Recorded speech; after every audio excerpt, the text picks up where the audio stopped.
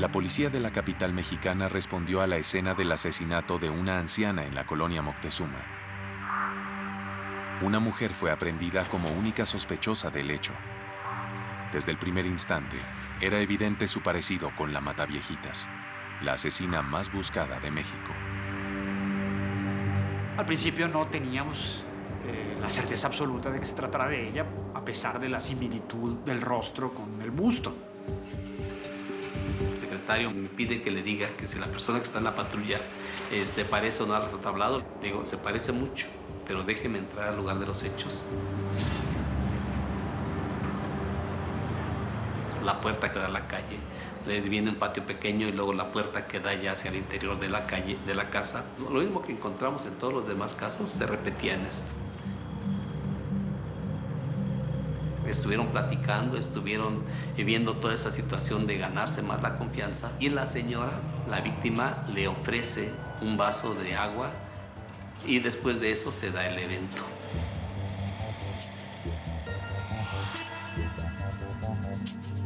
Criminalísticamente todo está exactamente igual. Entonces, ¿qué es lo que falta? Necesitamos sacarle una huella dactilar, una ficha dactilar y eso confrontarlo. El día 25 yo acababa de regresar de comer, empecé a escuchar mucho movimiento y me dice el subprocurador, ya está, ya la detuvimos. Y yo me le quedé viendo incrédulo y le digo, ¿a quién? Al Mataviejitas. Dice, mira, y yo volteo a donde estaba la computadora con las huellas dactilares.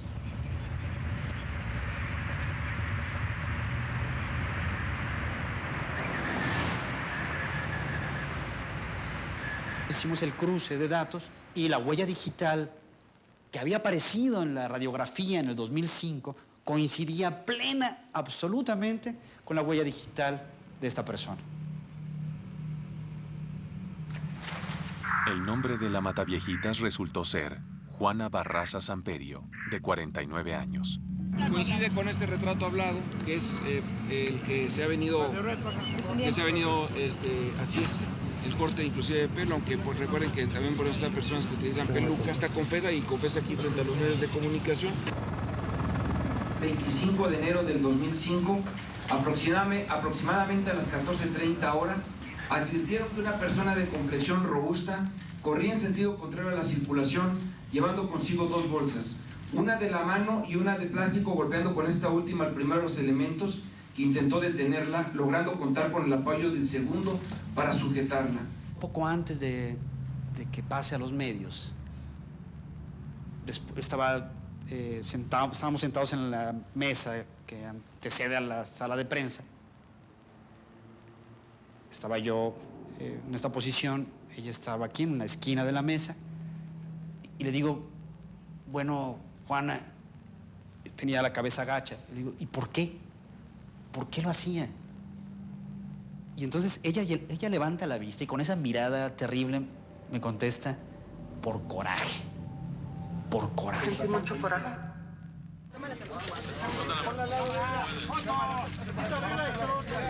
Después de la conferencia de prensa donde se presenta a Juana Barraza como la responsable de algunos homicidios, se le llevó a las oficinas del fiscal de homicidios.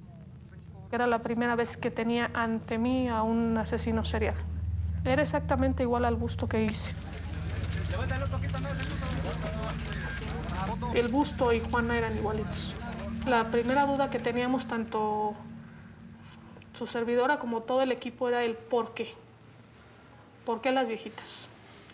Y ella nos dijo, no, pues es que me recuerdan a mi madre. Yo odiaba a las señoras porque mi mamá me maltrataba, me pegaba y siempre me maldecía. Ella me regaló con un señor y yo fui abusada. La madre la lleva un día a jugar a otra casa y empieza a beber con 3 personas y cuando termina le dice al que esté en la casa, te cambio a mi hija por 3 cervezas. Juana se queda en esa casa y esa noche, a los 12 años, que la amarran con cuerdas, que ahí podría a lo mejor salir estas cuerdas que vuelve a utilizar y en ese momento la violan. y ella dice tener su primer hijo a los 13 años. Juana tuvo 7 hijos. Se dedicó a la práctica de la lucha libre para sostener a su familia. Su seudónimo era la Dama del Silencio.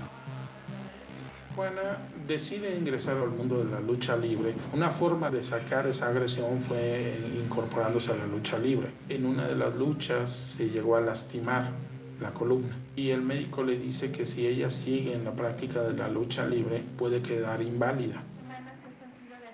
En 1994, el hijo que Juana tuvo a los 13 años murió durante un asalto. Esta lesión que le impide seguir descargando esa adrenalina dentro del escenario, y la muerte de su primer hijo cambia su propia historia, ¿no? Son un elemento que hace que ella cambie su modus vivendi.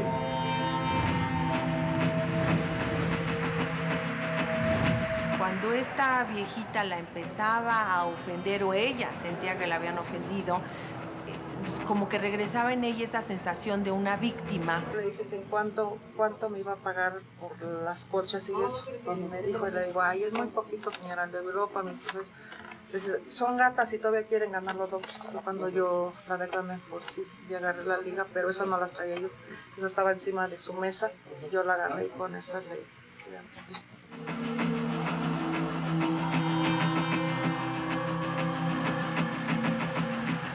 y se volvía un victimario omnipotente. Durante los interrogatorios, Juana Barraza accedió a demostrar cómo estrangulaba a sus víctimas. En ese momento ella empezó a transpirar. Yo le pregunté, bueno, ¿y por qué sudas? Y ella me contestó que al momento en que ella está estrangulando a la víctima, que es como si fuera un orgasmo, o sea, que se siente plena en ese momento. Feggy Ostrovsky examinó a la Mataviejitas para tratar de corroborar algunas de las teorías que planteó durante la investigación. Nosotros lo que queríamos ver es qué sucede en el cerebro de Juana. Registramos su actividad eléctrica cuando ella procesa emociones y tenemos muy clara cómo es su actividad, que es muy diferente de cómo la procesan la población normal. Y sí encontramos ciertos rasgos de disfunción en los lóbulos frontales.